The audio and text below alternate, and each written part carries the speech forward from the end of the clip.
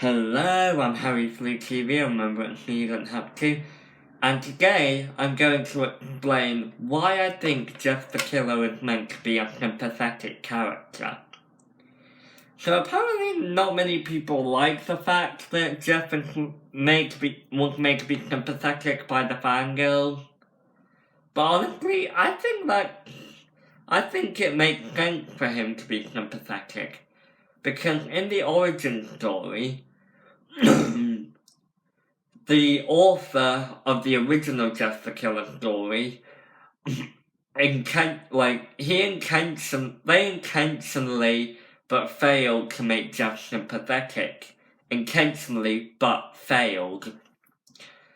But in the Banning Cage Jeff the Killer, Mr. Becky Kruger's Jeff the Killer, and even Non-Bleeding Studios' Jeff the Killer story, they managed to make Jeff sympathetic, and that's what the origin story failed to do. So, Keaton is my personal favourite because at least he's given a reason for going insane. If you haven't watched the true story of Jeff the Killer, then I suggest you go check it out because it's a really good origin story, and it's a shame it's not on Mr. Becky Kruger's channel anymore. But it's on an Emily McDowell's channel. I mean, I doubt it'll be up there for very long, but for now it's on Emily McDowell's channel. So, let's take a look at Non-Bleeding Studios' Jeff. He wasn't given a reason for being insane or for killing Lou and the other family and the mum and the dad. But he is sympathetic towards the end of the series. You know, when he's a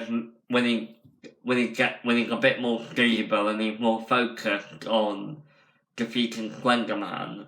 Hell, he lost his only friend during the fight with Slender Man, so surely he's got to be more sympathetic at that point.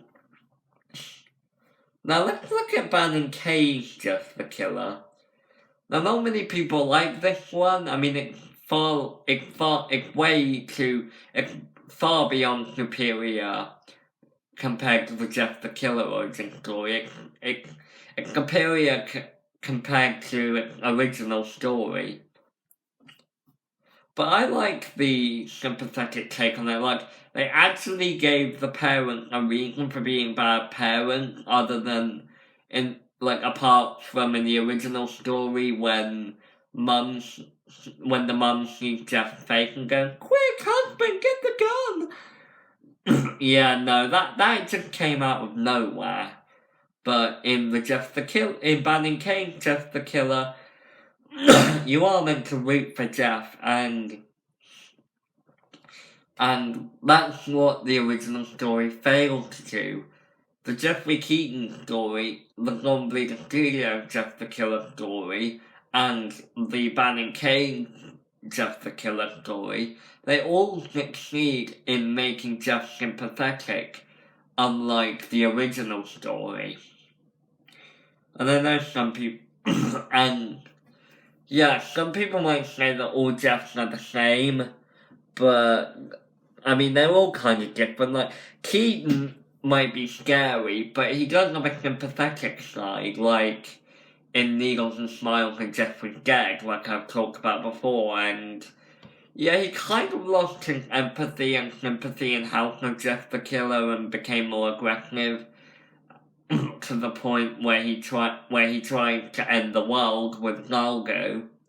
But we do find out in A Wrath of Jeffrey Keaton deleted scene that Jeff only worked for Nalgo because he missed David, and Nalgo said he could bring David back. And in Banning Cage Jeffrey Keaton's story, he didn't kill Lou, which I like. Like in the original story, he just killed Lou, but out of nowhere. But then banning Kane, Jeff the Killer, he didn't kill Lou, which I like. I thought it was quite nice, and like Jeff is meant to be a sympathetic character in conclusion. He's meant to be sympathetic, and he's meant to have sympathy. Like, the original Jeff was just emotionless. Like, all the only emotion Jeff had in the original story was just sadistic, just insanity.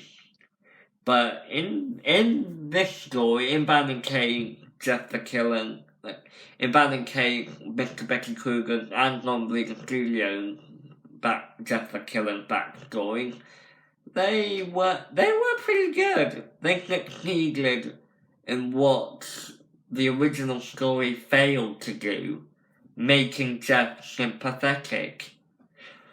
And that's why I think and that's why I think Jeff is supposed to be sympathetic. So, tell me your thoughts on these, Jeff. Tell me if they're meant to be sympathetic or not. Remember, keep comments respectful. It's my opinion, it's your opinion. Every opinion matters. And I'll see you in the next video. I'm FleuTV, remember, you don't have to.